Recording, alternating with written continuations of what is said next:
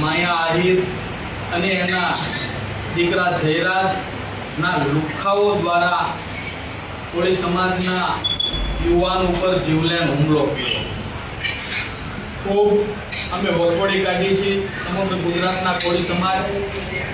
આજે અમારા કોળી સમાજના આગેવાનો પોલીસ પ્રશાસન ઉપર પૂરું પ્રેશર લાવી આરોપીઓની ધરપકડ કરાવી, પણ ક્યાંક નાની માછલીઓ આવી જાય, મગરમચ્છ રહી ન જાય. મુખ્ય આરોપી તો જયરાજ અને આ માયા આહિર છે. એના કહેવાથી આ નવનીતભાઈ ઉપર જીવલેણ હુમલો થયો છે.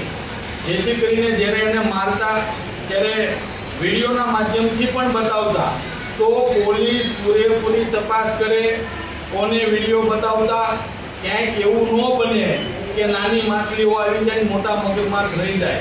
તો એ 100% વિસ્તારની અંદર પણ આ જયરાજ અને એના લુખાઓનો આતંક છે. આ લોકોને કાયદા અને વ્યવસ્થાનું ભાન કરવામાં આવે અને આ બંનેને જાહેર રસ્તા ઉપર સરઘસ કાઢવામાં આવે એવી સમગ્ર ગુજરાતના કોળી સમાજની માંગ છે. અને જે જીવલેણ હુમલો કર્યો એનો વિડીયો પણ વાયરલ થયો. જેમ ઢોરને મારતા હોય જાનથી મારી નાખવા સુધીની કોશિશ કરેલી છે. તો પ્રથમ તો પોલીસ આની અંદર 307ની ગંભીર કલમ લગાડે, જીવલેણ હુમલો કર્યો છે. અને આ જે આરોપીઓને પકડ્યા એ સચોટ એની ઊંડાણપૂર્વક તપાસ થાય અને જયરાજ અને માયા આહિરને પણ એની અંદર ઉમેરવામાં આવે. કારણ કે મેન આરોપીઓ આ લોકો છે. એને જ્યારે ફોન કર્યો, એક તો જ્યારે સ્ટેજ ઉપરથી મોટી મોટી ફાકા બોલતારી મોટી વાતો કરે છે સંસ્કારની, પણ એના ખાટલે કોટ એના દીકરામાં જ સંસ્કાર નથી. જો એને એવું કહેવું જોઈએ તો એના જયરાજ એના દીકરાને એના બાપાને કહેવું જોઈએ તમારે જ આવું ન બોલવું જોઈએ. પણ બોયલા, માફી માંગી લીધી. ત્યાર પછી એના લુખ્ખાઓને મોકલી અને ભાઈ ઉપર જીવલેણ હુમલો કર્યો.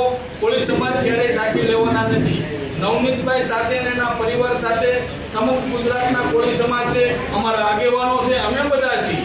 આને સંપૂર્ણ ન્યાય મળે અને જયરાજ અને આ માયા આહિરને પણ આની અંદર સજા મળે, 307ની કલમનો ઉમેરો થાય એવી અમારી ઉગ્ર માંગ છે.